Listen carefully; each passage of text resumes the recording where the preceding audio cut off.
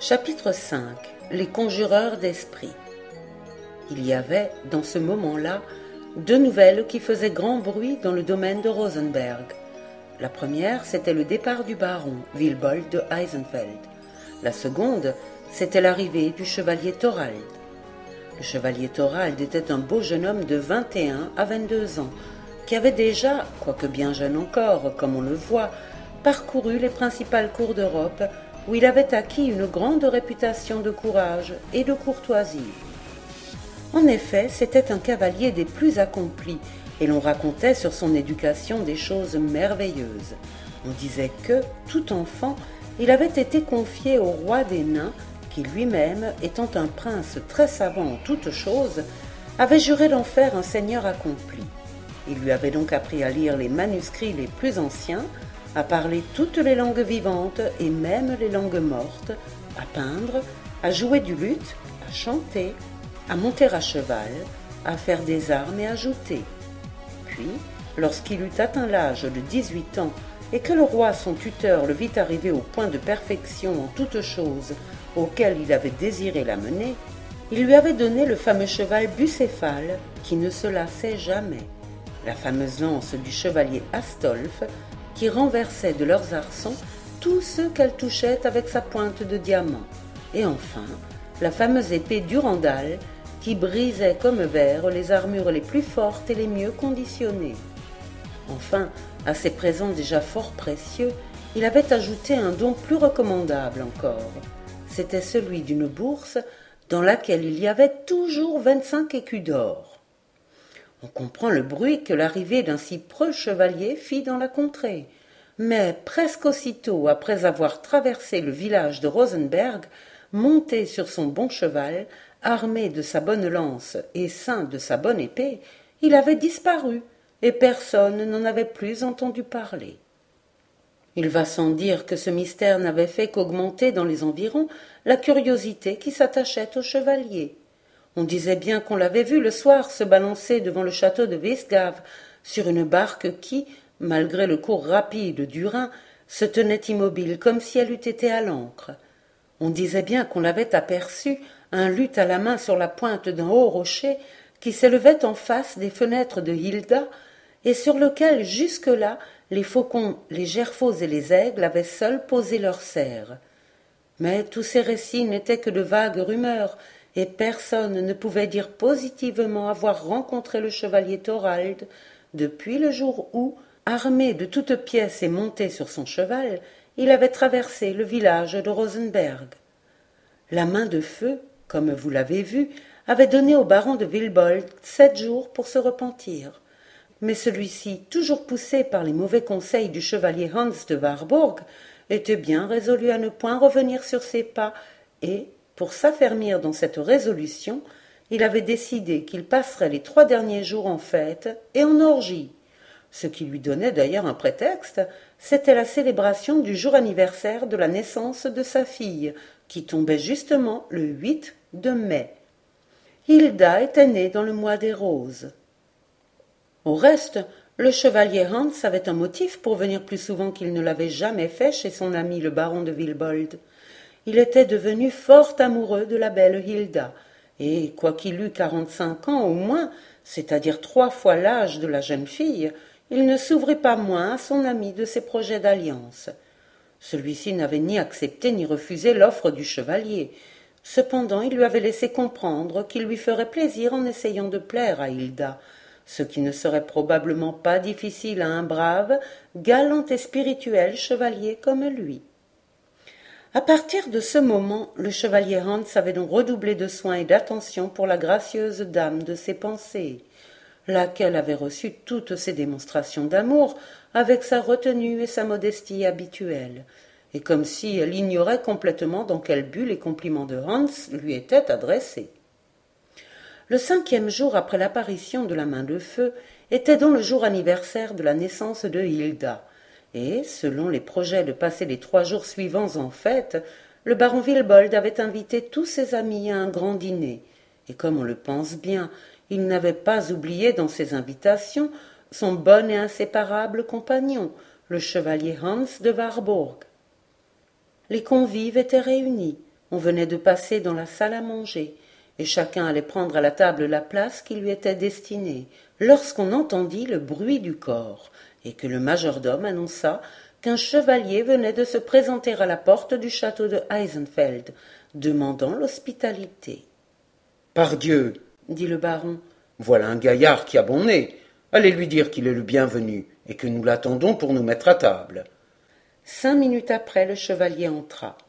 C'était un beau jeune homme de 20 à 22 ans, aux cheveux noirs et aux yeux bleus, se présentant avec une aisance qui indiquait que, dans ses voyages, il avait l'habitude de recevoir l'hospitalité des plus hauts seigneurs.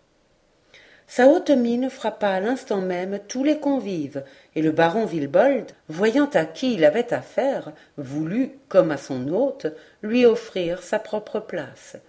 Mais l'inconnu daigna cet honneur, et après avoir répondu à l'invitation du baron Vilbold par un compliment plein de courtoisie, il prit à la table une des places secondaires. Personne ne connaissait le chevalier, et chacun l'étudiait avec curiosité. Hilda seule tenait les yeux baissés, et quelqu'un qui l'eût regardée au moment où le chevalier apparaissait sur le seuil de la porte aurait pu remarquer qu'elle rougissait. Le repas était somptueux et bruyant. Les vins surtout n'étaient point ménagés. Le baron Vilbold et Hans se faisaient remarquer par la courtoisie avec laquelle ils se portaient et se rendaient les santés. Il était bien difficile que le dîner se passât sans qu'il fût question des apparitions du château de Wistgave. Le chevalier Hans se mit à railler le baron sur les terreurs que lui inspiraient les apparitions, terreurs que ce dernier avouait avec toute la franchise d'un homme courageux. « Pardieu, mon cher chevalier, dit le baron, j'aurais bien voulu vous voir à ma place, quand cette terrible main de feu écrivait sur la muraille ce fameux quatrain, dont je n'ai pas oublié une seule syllabe. »« Illusion, reprit Hans, rêve d'un esprit frappé, je ne crois pas aux fantômes, moi. » Vous n'y croyez pas parce que vous n'en avez pas encore vu, mais si vous en voyiez quelqu'un, que diriez-vous? Je le conjurerais, dit Hans en frappant bruyamment sur sa grande épée. De manière à ce qu'il ne reparût jamais en ma présence, je vous en réponds. Eh bien, dit le baron Vilbold, une proposition, Hans. Laquelle? Conjure l'esprit de madame la comtesse Berthe, de manière à ce qu'elle ne revienne jamais dans le château de Wistgave, et demande-moi ce que tu voudras. Ce que je voudrais? Oui, répondit le baron. Prends garde, dit en riant le chevalier. Conjure l'esprit de la comtesse Berthe et demande hardiment. Et quelque chose que je te demande, tu me l'accorderas? Foi de chevalier. Même la main de la belle Hilda? Même la main de ma fille. Mon père, dit la jeune châtelaine avec l'accent d'un léger reproche. Ma foi, ma chère Hilda, reprit le baron que quelques verres de Tokay et de Braunberger avaient échauffé. Ma foi, j'ai dit ce que j'ai dit. Chevalier Hans, je n'ai qu'une parole. Conjure l'esprit de la comtesse Berthe, et ma fille est à toi. Et accorderez-vous pareille récompense, sire baron? Demanda le jeune étranger. À celui qui accomplira l'entreprise lorsque le chevalier Hans aura échoué? Lorsque j'aurai échoué? S'écria Hans. Ah ça, vous supposez donc que j'échouerai?